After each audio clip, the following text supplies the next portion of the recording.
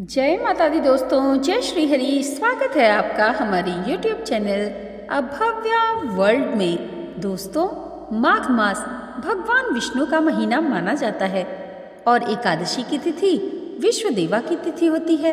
श्री हरि की कृपा के साथ सारे देवताओं की कृपा का ये अद्भुत संयोग केवल षठतिला एकादशी को ही मिलता है। इस दिन कुंडली के दुर्योग भी नष्ट किए जा सकते हैं। तो आइए जानते हैं षठतिला एकादशी कब पड़ रही है, शुभ मुहूर्त, पूजा विधि और इसके व्रत कथा के बारे में। माघ मास के कृष्ण पक्ष की एकादशी तिथि को षठतिला एकादशी का व्रत रखा जाता है। षठतिला एकादशी की तिथि 24 जनवरी को शाम 7:25 पर शुरू होगी और तिथि का समापन 25 जनवरी को रात 8:31 पर होगा।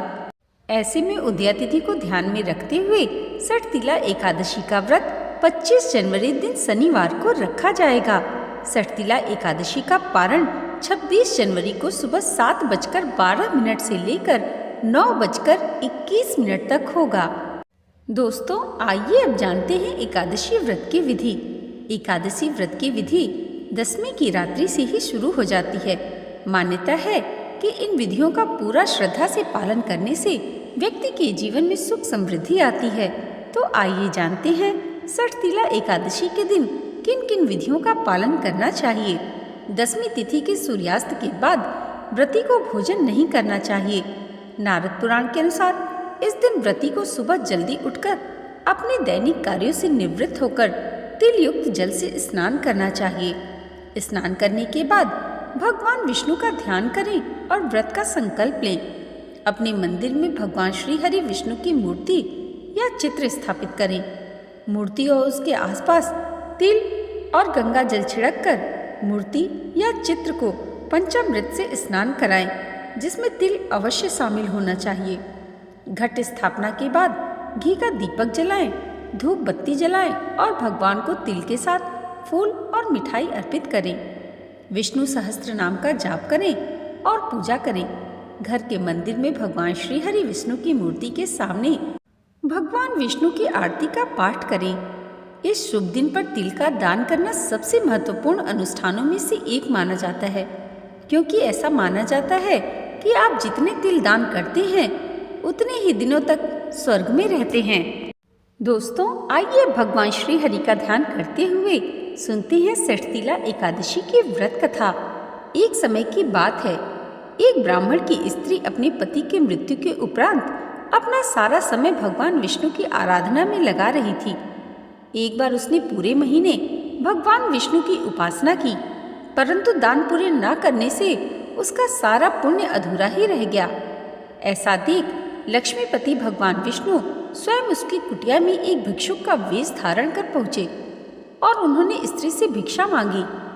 तब उसने भिक्षुक के हाथ में एक मिट्टी का ढेला थमा दिया। यह देख भगवान विष्णु वहां से अपने बैकुंठ वापस लौट आए।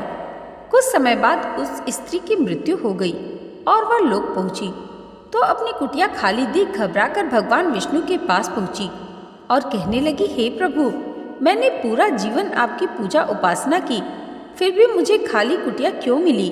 तब भगवान विष्णु ने उसे अन्न दान ना करने और उनके हाथ पर मिट्टी का ढेला देने की बात बताई और कहा कि जब देव कन्या तुमसे मिलने आए तो तुम तभी अपना द्वार खोलना जब वह तुम्हें षठतिला एकादशी व्रत की विधि बताए।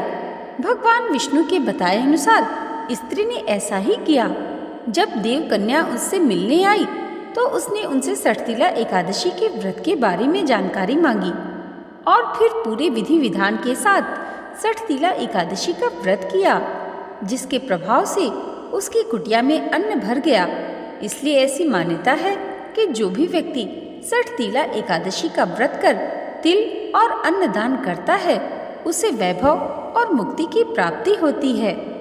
दोस्तों, आज की ये वीडियो अगर आपको अच्छी लगी हो तो कमेंट बॉक्स में जय श्री हरि जरूर लिखिएगा और इसे लाइक, और हमारे चैनल पर पहली बार आए हैं तो सब्सक्राइब करना मत भूलिएगा। भगवान श्री हरि की कृपा आप सबके जीवन पर सदैव ऐसे ही बनी रहे, इसी मंगल कामना के साथ मिलते हैं अगली वीडियो में। तब तक के लिए जय माता दी, जय श्री हरि।